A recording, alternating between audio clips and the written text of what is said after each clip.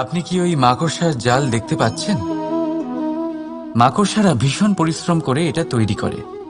নিজের শরীরের রস দিয়ে এই জাল বোনে। আপনি কি এটার উদ্দেশ্য জানেন? আসলে মাকড়সা এই জালে ছোট কীটপতঙ্গ ধরে তাদেরকে খাদ্যরূপে গ্রহণ করে। কিন্তু আপনি কি এই কথা জানেন যে একদিন মাকড়সা নিজেই নিজের জালে জড়িয়ে মৃত্যুবরণ করে থাকে? বলুন, কি করেন আপনি এই জাল দেখতে পেলেই মুছে ফেলেন এর অস্তিত্ব, তাই না? তেমনি অন্যদিকে পাখির বাসা, পাখিরাও ভীষণ পরিশ্রম করে এটা তৈরি করে। কিন্তু যদি পাখি একদিন এটা ছেড়ে চলে যায়, তাহলেও লোকে এটা নষ্ট করে দেয় না। কারণটা কি? এর কারণ হলো এর নির্মাণ জীবন সঞ্চারের জন্য করা হয়েছিল, নষ্ট করার জন্য নয়। তাই মনে রাখবেন, জীবনে আপনার পরিশ্রম যতই বেশি হোক না কেন, যদি আপনার লক্ষ্য শুভ না হয়, তাহলে আপনারও বিনাশ নিশ্চিত। তাই সৃজন করতেই থাকুন আর মুগ্ধ হয়ে বলুন, রাধা রাধা।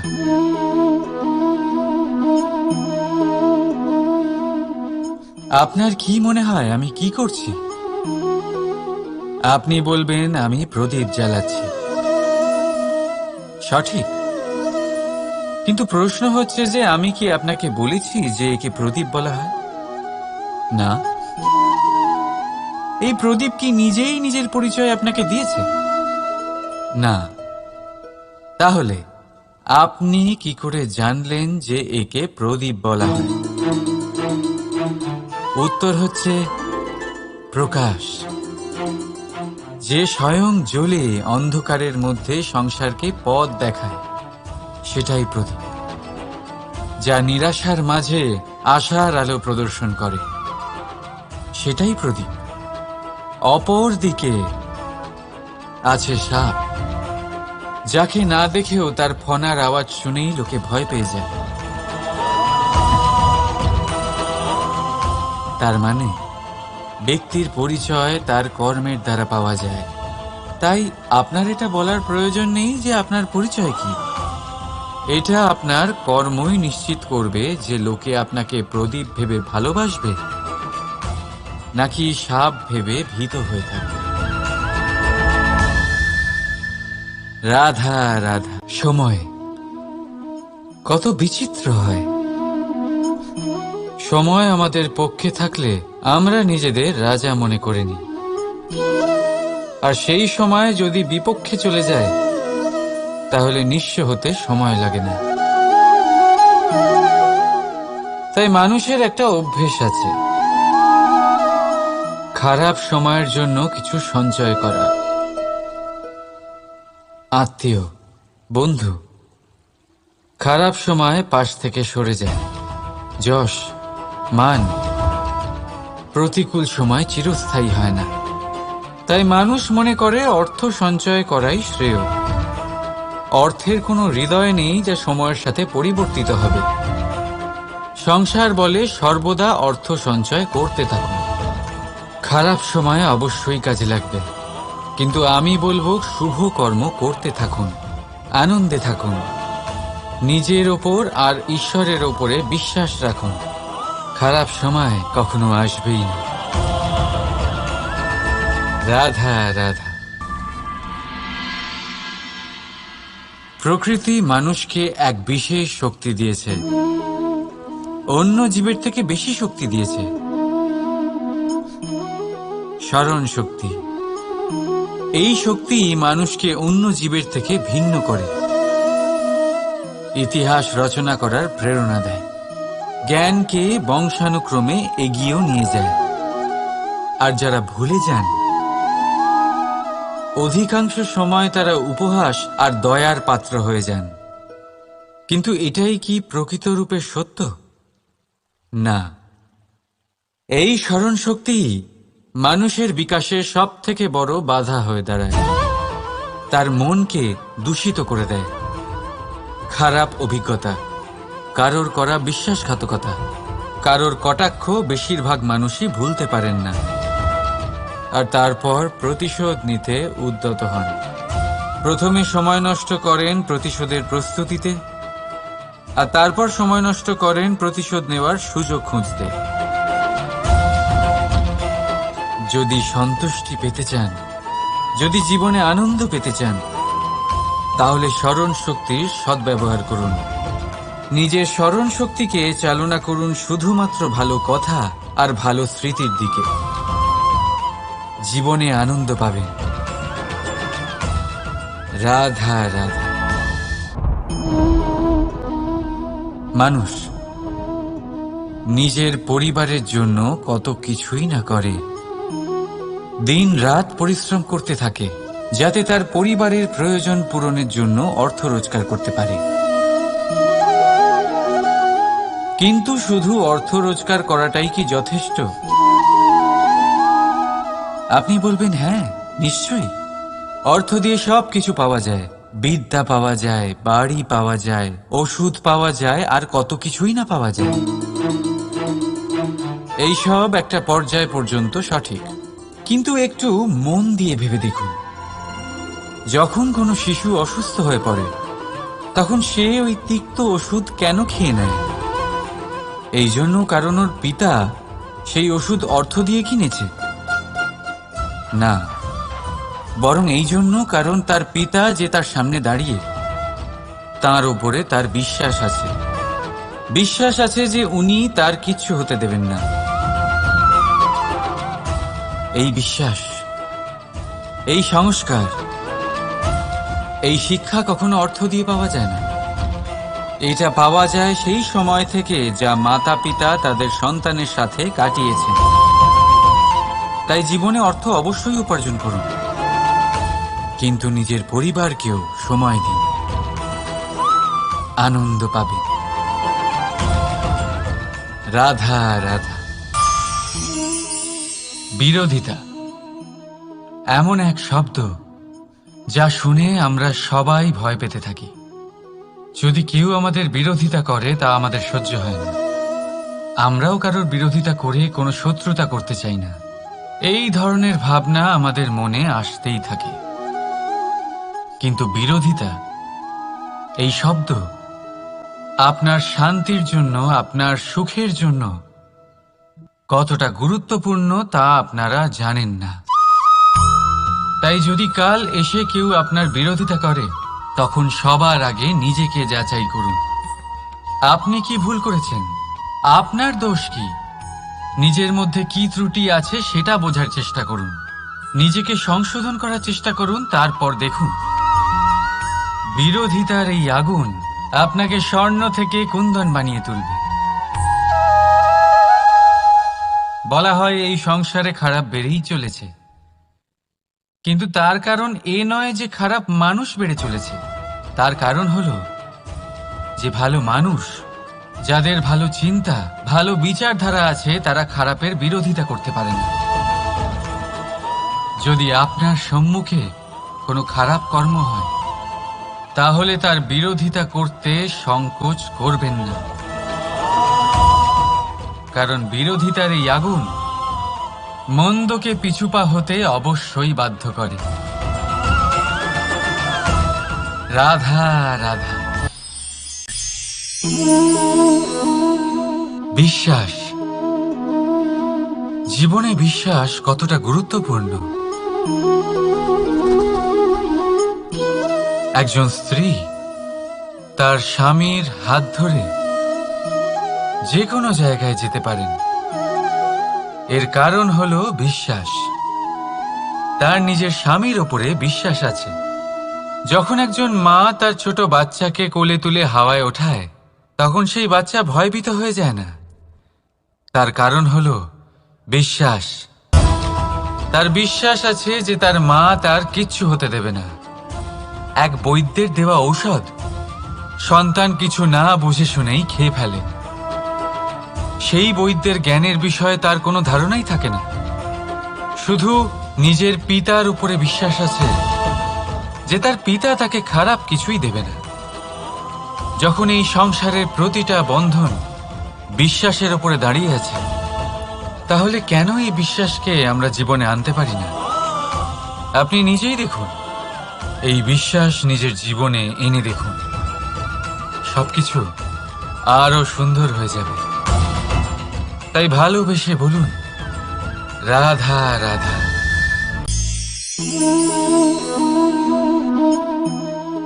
অহংকার, এই শব্দটা সবাই শুনেছেন। বহু মানুষকে আপনি এটা বলতে শুনেছেন যে ওই ব্যক্তির অহংকার আছে, ওই মানুষটির ক্ষমতার অহংকার আছে, ওই ব্যক্তির নিজের রূপ নিয়ে অহংকার আছে, ওই ব্যক্তির নিজের অর্থের অহংকার আছে, ইত্যাদি ইত্যাদি। কিন্তু এই অহংকার, এর অস্তিত্ব হয় কি করে? এবারে একবার এই হাতটা দেখুন। যদি এই হাতের 5 আঙ্গুল উঠে দাঁড়ায়, আশীর্বাদ। আর যদি এই হাতের 5টা আঙ্গুল একসাথে মুঠো হয়ে যায়, শক্তি, সংকটের বিরুদ্ধে ঢাল। কিন্তু এই একটা আঙ্গুল সংকটের কারণ হয়ে দাঁড়াতে পারে। এই একটা আঙ্গুল শত্রুকে আহ্বান জানায়। এবার অহংকার বলে এই শব্দটাই দেখে নিন। আমাদের থেকে আলাদা হয়ে গেলে হয় অহং। অহং অর্থাৎ ব্যক্তির মনে হয় যে সে আপনদের থেকে, নিজের বন্ধুদের এবং সঙ্গীদের থেকে, নিজের পরিবারের থেকে অনেক উপরে, অনেক শ্রেষ্ঠতর সে। কিন্তু মনে রাখবেন, এই অহংকার কোনো ব্যক্তির অস্তিত্বের বিনাশের প্রথম ধাপ। তাই ঝেড়ে ফেলে দিন এই অহংকারকে, আর বিশ্বাস করুন আমাদের ওপর, কারণ তখনই আপনি শান্তি পাবেন। আর সেই শান্তির সাথেই বলে উঠবেন, রাধা রাধা।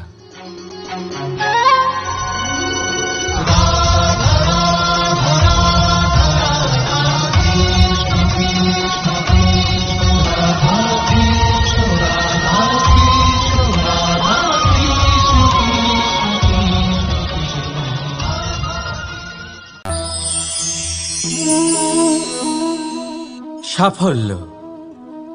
যদি আপনাকে জীবনে সাফল্য পেতে হয়, তাহলে আপনি একাধিক মানুষ পাবেন যারা একাধিক উপায় বলবে আপনাকে সাফল্য পাওয়ার। দীর্ঘ সময় ধরে পরিশ্রম, চেষ্টা, নির্ধারণ, নিষ্ঠা, এই বিষয়ে ভাষণ দিতে থাকবেন।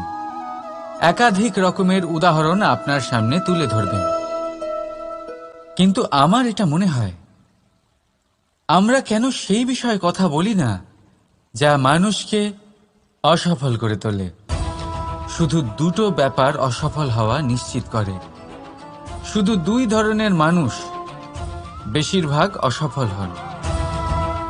প্রথম তারা যারা ভাবে অনেক কিছু কিন্তু কিছুই করে না। আর দ্বিতীয় তারা যারা অনেক কিছু করতে থাকে কিন্তু ভাবনা চিন্তা না করে। ভাবনা আর কর্ম, এদের মাঝে সামঞ্জস্য রাখা খুব জরুরি। যদি এটা থাকে, তাহলে জীবনে কখনো অসফল হবেন না। রাধা রাধা। আপনি অনেককে এই কথা নিশ্চয়ই বলতে শুনেছেন, এই ব্যক্তির দৃষ্টিতে দম্ভ আছে, এই ব্যক্তির চোখের ওপর অহংকারের পর্দা পড়ে আছে, ইত্যাদি ইত্যাদি। চলুন আমি আপনাকে একটা প্রশ্ন করছি। আপনি দেখেন কি দিয়ে? দৃষ্টি দিয়ে নাকি দৃষ্টিভঙ্গির সাহায্যে? ভাবুন। চিন্তায় পড়ে গেলেন নিশ্চয়ই। দৃষ্টি যে কোনো বস্তুর বা যে কোনো মানুষের শুধু বাইরের রূপটা দেখায়, যেখানে দৃষ্টিভঙ্গি আপনাকে সোজা আসল পরিচয়ের সাথে সাক্ষাৎ করায়। উদাহরণ হিসেবে চন্দ্র। চন্দ্র আমরা সবাই দেখেছি। বহু মানুষ আছেন যাদের চন্দ্র অত্যন্ত সুন্দর লাগে। আবার কিছু মানুষ এমনও আছেন যারা এই চন্দ্রের মধ্যেই দাগ খুঁজে বার করেন। ভগবান ভেবে পুজো করবেন নাকি ভগবানকে পাথর ভেবে পরিত্যাগ করবেন, সিদ্ধান্ত আপনার। কিন্তু এই সিদ্ধান্ত নির্ভর করে আপনার দৃষ্টিভঙ্গির ওপর। তাই নিজের দৃষ্টিভঙ্গি শুভ রাখুন, নিজের দৃষ্টিভঙ্গিতে ভালোবাসা রাখুন, আর আনন্দে বলুন রাধা রাধা। বড় বড় রাজমহলের বড় বড় ইমারতের চূড়া কত সুন্দর হয়, কিন্তু আপনি কি কখনো এই বিষয়ে ভেবেছেন যে এই সুন্দর চূড়ায় পৌঁছতে গেলে আপনাকে পৃথিবীতে পা ফেলতেই হবে? সেই সুন্দর চূড়ায় পৌঁছে দীপ্তি পাওয়ার জন্য আপনাকে একটা কঠিন পথ অবলম্বন করতেই হবে। যদি আপনি কোনো কঠিন পথে না গিয়ে এই পৃথিবীর সাহায্য ছাড়াই শুধু উচ্চতার দিকে অগ্রসর হতে থাকেন, তাহলে সর্বদা অসফল হবেন। সেই জন্য নিজের স্বপ্ন পূরণের এই যাত্রাতে নিজের পথ কখনোই হারাবেন না, নিজের পথ থেকে সরবেন না। যদি এমন করেন তাহলে তো আপনার স্বপ্ন পূরণ হবেই না, তার সাথে আপনি নিজের পথও হারাবেন। রাধা রাধা।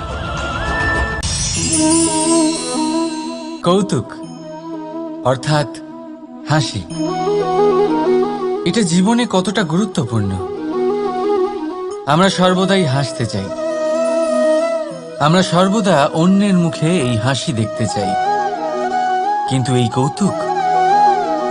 এই কৌতুক অনেক প্রকারের হয়, আর এই কৌতুকের ভিত্তি কি সেটাও খুব গুরুত্বপূর্ণ। কৌতুক কেবল তখনই পাবেন যখন তা শুদ্ধ মন থেকে আসবে। কৌতুক তখনই পাবেন যখন তা সামনের জনকেও হাসিয়ে তার কষ্ট হরণ করবে। এবারে আর অপমানিত ব্যক্তির মন তিক্ত হয়ে থাকে। তাই মনে রাখবেন যে এই কৌতুক যেন কৌতুকই থাকে, তা উপহাস বা কটাক্ষ না হয়ে যায়। রাধা রাধা। মানুষ এই শব্দের সূচনা হয় মন থেকে, আর সেই জন্যই হয়তো আমাদের এই মন এতটা গুরুত্বপূর্ণ। এবারে দেখুন না, আমাদের মনই সবকিছু চালনা করে। মনই সেই যে কল্পনা করে, মনই সেই যা কল্পনাকে বাস্তবে পরিণত করার জন্য পরিশ্রম করতে আমাদের প্রেরণা যোগায়। মনই সেই যা লোভের জালে জড়িয়ে পড়ে। মনই সেই যা অভিমানের পর্দা দিয়ে ঢেকে যায়। আর এই মনই সেই যা আপনাকে বিনাশের দিকে টেনে নিয়ে যেতে পারে। কিন্তু যদি তা পরোপকার করার ইন্ধন পায়, তাহলে এমন কোনো মহান কাজ নেই যা আপনি করতে পারবেন না। কিন্তু এই মন কি? এটা বোঝানো যায় দুটো শব্দের মাধ্যমে, দুটো সহজ শব্দ। প্রথম, একজন কুশল সেবক। দ্বিতীয়, একজন সংকটপ্রবণ মালিক। যদি আপনার এই মন আপনার নিয়ন্ত্রণে থাকে, তাহলে সে হলো আপনার সেবক। তাই আপনার অস্তিত্ব আছে। কিন্তু যদি আপনার মন আপনার কর্মের ওপরে নিয়ন্ত্রণ করে, তাহলে এই মন আপনার মালিক, আর তখন আপনার বিনাশ নিশ্চিত। তাই নিজের এই মনকে নিয়ন্ত্রণে রাখুন, কিন্তু ভালোবেসে। আসুন আমার সাথে আনন্দে বলুন রাধা রাধা।